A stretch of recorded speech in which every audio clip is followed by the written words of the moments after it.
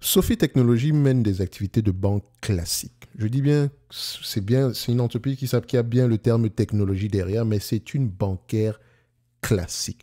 Pourquoi est-ce que je le dis? Et si c'est le cas, ça veut dire qu'on doit l'analyser comme une bancaire classique. Donc on regarde ici l'évolution des dépôts. Premièrement, la banque ici, c'est essentiellement ici vendre et acheter de l'argent.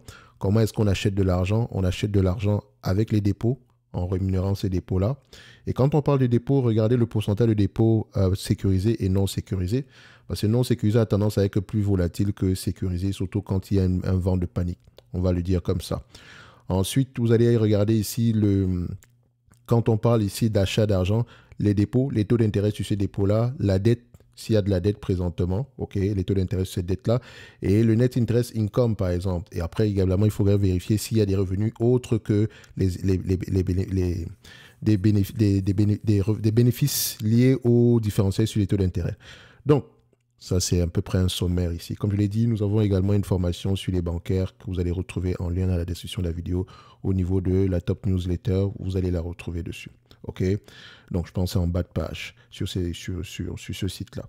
Donc, quand on regarde du Sophie, je recheck les dépôts. Moi, je veux voir l'évolution des dépôts ici. Je n'ai pas cette information à ce niveau, mais je peux aller retrouver l'information dans les rapports financiers. Vu que Sophie n'a pas beaucoup d'historique, je pense qu'il faudrait passer plus de temps à aller lire directement les rapports financiers, ok?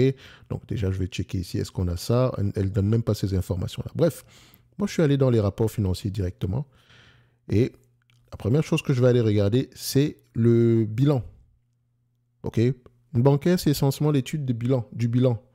Savoir comment est-ce qu'on a eu le cash et qu'est-ce qu'on a fait de ce cash-là. Et à l'endroit, le cash en question, à l'endroit où on l'a alloué présentement, est-ce qu'il rapporte de plus en plus, quels sont les taux d'intérêt qu'il rapporte présentement, quel est le taux de défaut, quel est le type de secteur d'activité sur lequel on a investi. Prenons un exemple. On va passer plus de temps sur le rapport financier de cette compagnie. Alors, ici, nous avons les actifs, d'accord? Le passif, où je pense ici, ça se retrouve à ce niveau-ci, liability, ok? Donc, le total ici des actifs, vous allez voir, le cash et cash équivalent. Donc, ça, ils ont 3 milliards de cash en banque présentement. Ils ont des investissements ici dans divers instruments. OK. Après, vous avez ici, voilà, c'est également des équivalents de cash ici. Donc, on a à peu près, ça représente le cash. C'est liquide. OK. Ensuite, vous avez les prêts. Les personal loans, prêts aux consommateurs ici, je pense bien. Donc, après, on pourrait aller vérifier la spécificité à quel type de personal loan on a présentement ici. Est-ce que ce sont des prêts à la consommation ou des choses comme ça? Vous avez les home loans qui ne sont pas très élevés, donc il n'y a pas de... On ne prête pas d'argent ici, on prête très peu d'argent ici aux détenteurs pour financer des achats de maison, c'est juste 66 millions. Vous avez du student loan. Et quand on parle de student loan ici, vous pouvez aller voir aux États-Unis, ce sont généralement... la dette liée aux études ici est très élevée, donc les étudiants pour aller à l'école sans dette. Okay?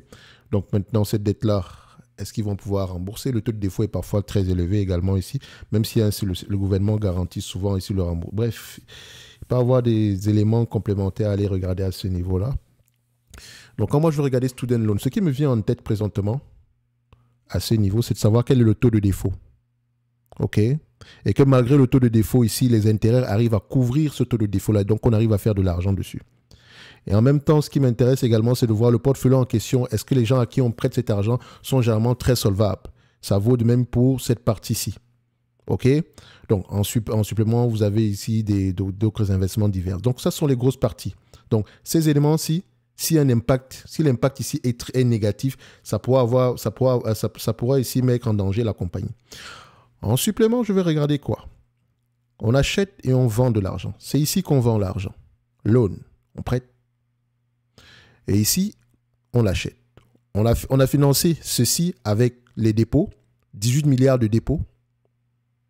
Et quand vous remarquez qu'on a 18 milliards de dépôts, on a des prêts supérieurs ici à presque à 23 milliards.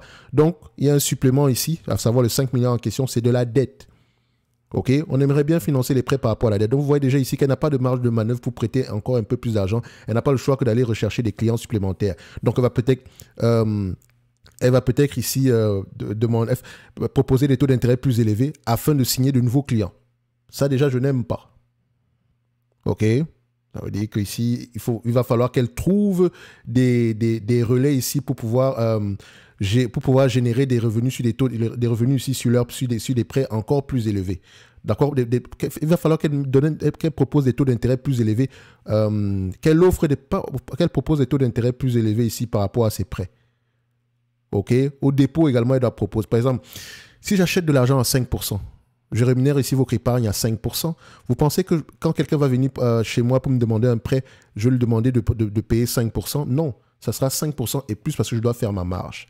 Et vous allez voir ici en bas, plus le taux d'intérêt est élevé, plus c'est difficile ici également de rembourser. Hein. Faites attention. Donc, ici, voilà. Les net interest income ici sont de 6%. La marge est à peu près stable sur cette année-ci, 0,5 en supplément. En tout cas, si un environnement où les taux d'intérêt augmentent, tant mieux. Je vois ici, on achète l'argent en question à 4,53%, alors qu'en décembre 2022, c'était 3,62%, dont les taux d'intérêt qu'on charge sont de plus en plus élevés. Regardez ici, on rémunérait les dépôts à 0,39%. Aujourd'hui, c'est 4,28%. Ce qui veut dire que le positionnement ici de nos portfolios ici de prêt est important. Est-ce qu'on a des taux d'intérêt, avant où on avait des taux d'intérêt de 5,44% ici sur nos différents prêts, présentement on a du 9,96%. Et les gens à qui on a prêté de l'argent présentement, si on a augmenté les taux d'intérêt dessus, ça va être compliqué. C'est pas comme ça devient de plus en plus facile pour eux. C'est pour ça qu'il faut regarder le taux de défaut.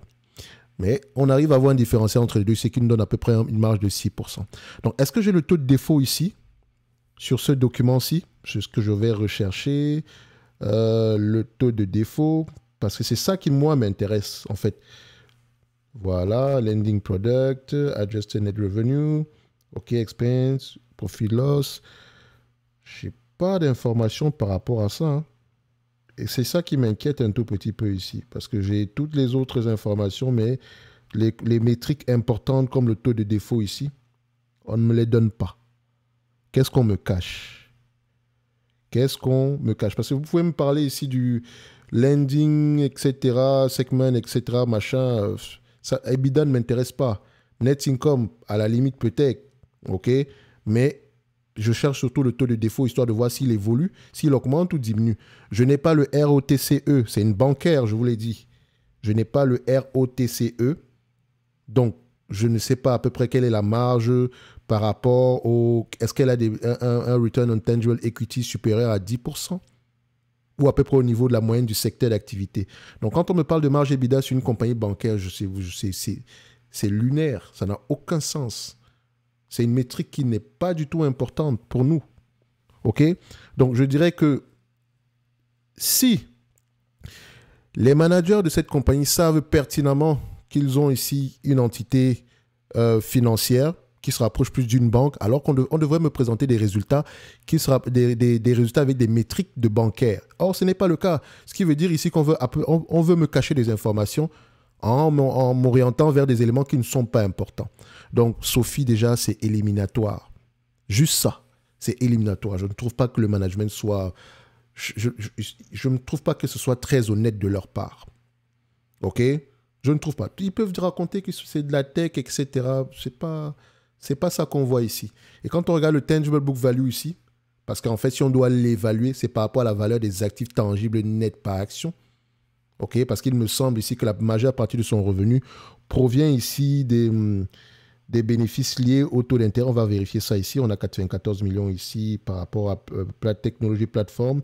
Il faudrait vérifier qu'est-ce qui est inclus ici. 800 millions provenant ici de lending segment. Financial service segment ici, c'est à peu près presque rien. Donc, c'est ce segment-ci qui rapporte le plus d'argent. OK? Contribution de profit, ça ne veut pas dire c'est profit ou bien bénéfice net. On parle des revenus uniquement ici. Donc, ici, est-ce qu'on me parle ici des bénéfices nets? Voilà, on a des net income, 300 millions. OK.